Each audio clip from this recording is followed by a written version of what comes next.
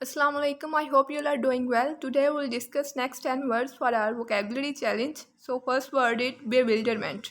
Bewilderment. ठीक है. B का मतलब होता है होना. विल्डर इस ये वाइल्ड से निकला है. वाइल्ड के होते हैं जंगल. जंगल वो जगह होती है जहाँ पे आपको रास्ता नहीं पता होता. तो बेविल्डरमेंट का क्या मतलब होता है कि ऐसी स्टेट जिसमें आपको पता नहीं कि आपने नेक्स्ट क्या करना है. तो ये स्टेट ऑफ कन्फ्यूजन है. तो इसका पहला सिनोनिम है कन्फ्यूजन. कान का मतलब होता है विद और फ्यूजन का मतलब होता है फ्यूज्ड स्टेट, यानी जिसमें आपको कोई किसी चीज़ का पता ना हो, सारी चीज़ें इकट्ठी हो. जैसे ये पीडीएम के तहत को नहीं कहते कि सारी जमातों का मिक्स अचार बना हुआ है, तो वो फ्यूजन होता है जिसमें आपको पता नहीं नेक्स्ट क्या करना होता है. Confusion. Next in comprehension. Comprehension होता है अंडरस्टैंडिंग. तो इन कॉम्प्रीहेंशन क्या होगा? जो अंडरस्टैंड नहीं है. बैफलमेंट.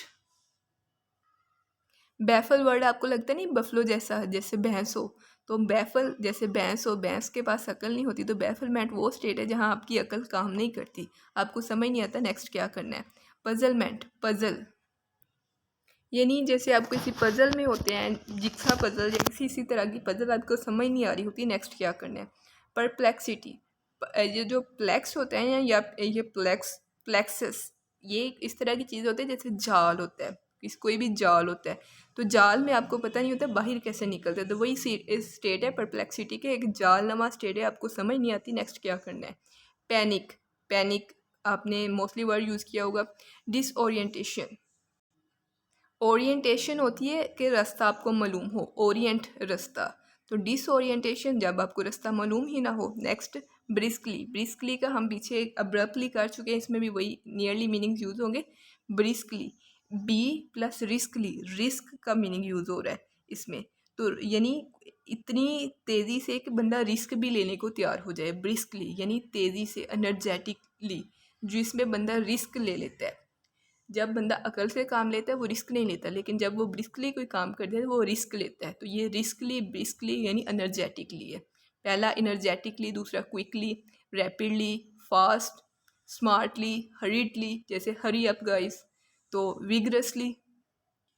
जैसे ये विगरसली है, आई थिंक बाकी सारे आपको पता होंगे, हो सकता है ये ना पता हो. वी इसके स्टार्ट में क्या आ रहा है? वीगो. और नेक्स्ट क्या आता है? रोज. वीगो राइज हो गई. वीगो यानी ये जिनको स्लैंग वर्ड्स का पता होगा वो ये समझ सकते हैं. वीगो से आप ये याद कर सकते हैं विगरसली. Next efficiently. एफिशिएंटली होते हैं महारत, आप फिजिक्स में एफिशिएंसी फाइंड करते हैं. नेक्स्ट वर्ड है बीड. बीड. बीड मोती. जैसे ड्रॉप होता है कोई भी, या ड्रॉपलेट होता है. ड्रॉपलेट, ड्रॉप बड़ा कतरा, ड्रॉपलेट छोटा. ड्रिप. ड्रिप भी ड्रॉप से निकला है वर्ड. ड्रिप और जो ब्लोब है ना, ब्लोब, ये भी ड्रॉप से वर्ड निकला है.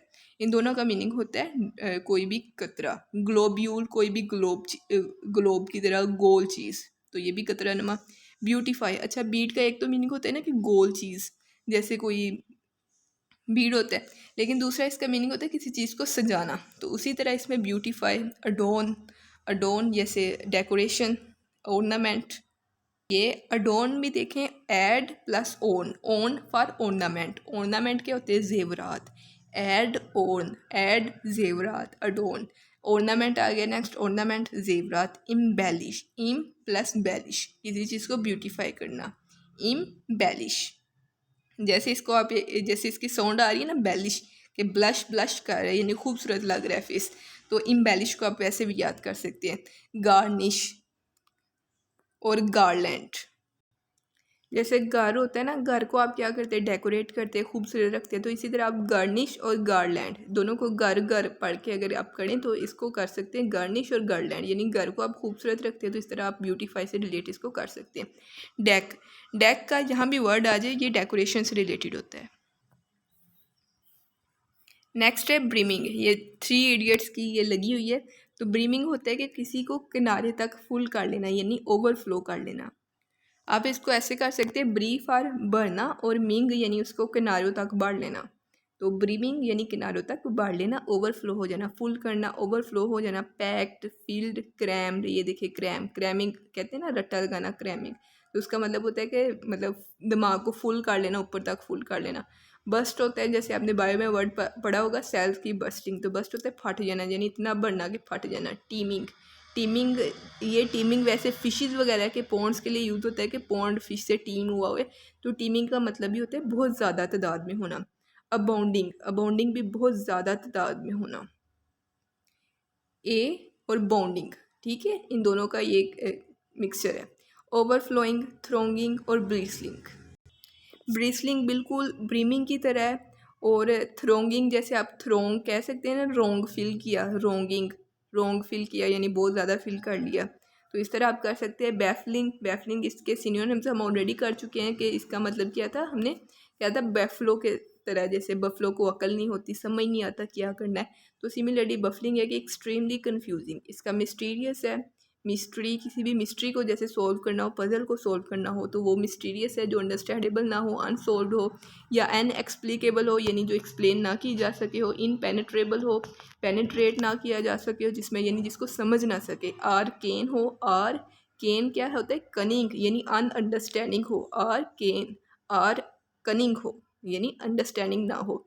सीक्रेट हो, परप्लेक्सिंग हो यानी परप्लेक्स भी हम ऑलरेडी कर चुके हैं, प्लेक्सस यानी जाल नमा हो, जिसको हम समझ ना पा रहे हों कि सीधा कैसे करना है। मिस्टीफाइंग हो, जैसे ये जो कोई भी मिस्टीरियस चीज़ होती है वो मिस्टीफाइंग होती है। बेविल्डरिंग हो, जो विल्डर में छोड़ दे यानी वीराने में छोड़ दे, समझ ना आए रास्ता नेक्स्ट क्या करना। पजल, पजलिंग हो, जैसे पजल होती है समझ नहीं आती इसको हल कैसे करना है। कन्फ्यूजिंग हो, कन विद फ्यूज़, कन का मीनिंग होता है विज और फ्यूजिंग फ्यूज़। स्ट्रेंज हो, अनएक्सप्लेन्ड हो। नेक्स्ट 16 वर्ड है बेशुल। इसका क्या मतलब होता है, इसमें श आ रहा है, श, श, इसका मतलब होता है शेम, शाय। श का मतलब क्या है, शाय, ये शेमफुल, तो बेशफुल क्या है, शेमफुल, ठीक है। तो शाय, टिमिड, इसमें देखें टी के साथ मिड यूज़ हुआ यानी जिसका मिडल क्लास बिहेवियर हो, टिमिड जिसका मिडल क्लास बिहेवियर हो, आप ये इस तरह याद कर सकते हैं। नेक्स्ट रिजर्व्ड है, रिसर्व्ड, सर्व यूज़ हुआ है, रिसर्व्ड, रिजर्व्ड है यानी रिजर्व क्या चीज़ होती है, रिजर्व करते हैं ना हम चीज़ों को, रिजर्व का मतलब होता है कि कोई सर्व्ड चीज़ को हम संभाल के रख लें, यानी वो मतलब ज़्यादा कोई किसी को सर्व ना की जाए, ये उसको संभाल के रखेंगे, कोई नुकसान ना पहुँचे, तो रिजर्व्ड होता है कि अपने आप में मगन रहना है, किसी से कोई बात वगैरह ना करना। रीटायरिंग, इसमें देखें टायरिंग का वर्ड है, जो बंदा टायर यानी थका हुआ होता है वो किसी से बात नहीं करता, तो रिटायरिंग मतलब ये बेशफुल के मीनिंग में आ गया। विड्रॉन, विड्रॉन होता है जैसे आपने स्नेल देखा होगा ना, स्नेल, उसको जब टच करते हैं तो वो अपना हेड होता है वो अंदर विड्रॉ कर लेते हैं। इसी तरह ये भी एक शर्म की अलामत होती है ना, कि एक टिमडनेस की अलामत होती है कि मुंह छुपा लेना, तो विड्रॉ इस तरह। मोडेस्ट, मोडेस्टी होती है कि किसी चीज़ की, किसी चीज़ में जो हया होती है उसको मोडेस्टी कहते हैं। रेटिसेंट, इसको आप ऐसे कह सकते हैं, रेटी रहती है, सेंट अपनी सेंट में रहती है यानी अपनी सेंट में रहती है यानी किसी से बात नहीं करती, टिमिड है।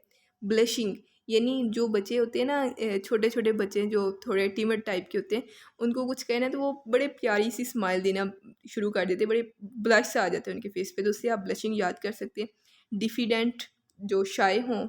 इसके बाद टिमोरस, इसको आप ऐसे कर सकते हैं कि जो होते हैं शाय बच्चे, उनको कोई भी मार दे तो मोरो, मारो इसको, मारो तुम भी मारो इसको, तो टिमोरस और कोय, ठीक है, सोए। तो ये सारे बेशफुल के सिनोनिम्स है। नेक्स्ट है बैकेंट। ये बैकेंट का जो वर्ड है ना, ये वैसे बकना, एक जर्मन लैंग्वेज का वर्ड है, उससे निकला है बकना। वैसे हम बकना क्या कहते हैं, बोलना, लेकिन बैकेंट का जर्मन में जो बकना वर्ड होता है ना, उसका मीनिंग होता है खामोश शायर। तो बैकेंट का क्या मतलब होता है कि म्यूट सिग्नल्स, तो इसका सिनोनिम्स आ गया सिग्नल्स, साइंड, साइंड और समन्ड। समन्ड क्या होता है, इशारा करना या बुलाना, बुलावा होता है। वैसे ये कोर्ट के जो बुलावे होते हैं उनको समन्स कहते हैं, सॉरी समन, तो ये समन्ड उसी से वर्ड निकला है। नेक्स्ट गेस्चर्ड, गेस्चर क्या होती है, अपेयरेंस, और गेस्चर्ड क्या होता है कि हाथ से इशारा करना, इंडिकेटेड या मोशन, मोशन हाथ हिला के इशारा करना।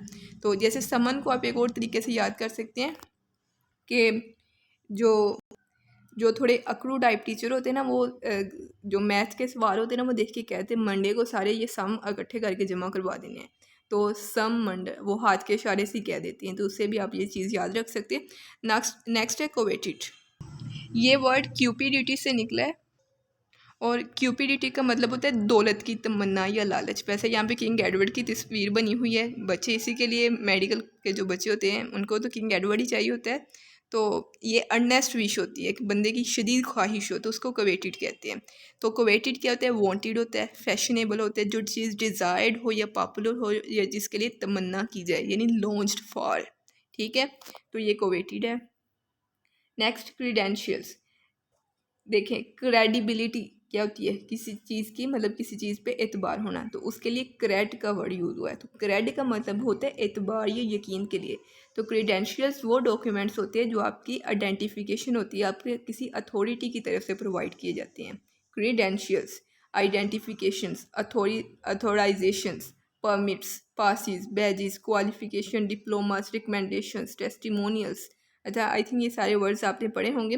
टेस्टिमोनियल्स, इसको आप ऐसे याद कर सकते हैं, टेस्ट देने के बाद जो आपको मिलते हैं डॉक्यूमेंट्स वो टेस्टिमोनियल्स होते हैं। वैसे वो टेस्टिफाइड होते हैं। तो सर्टिफिकेट्स, डॉक्यूमेंटेशंस, रिकॉर्ड्स।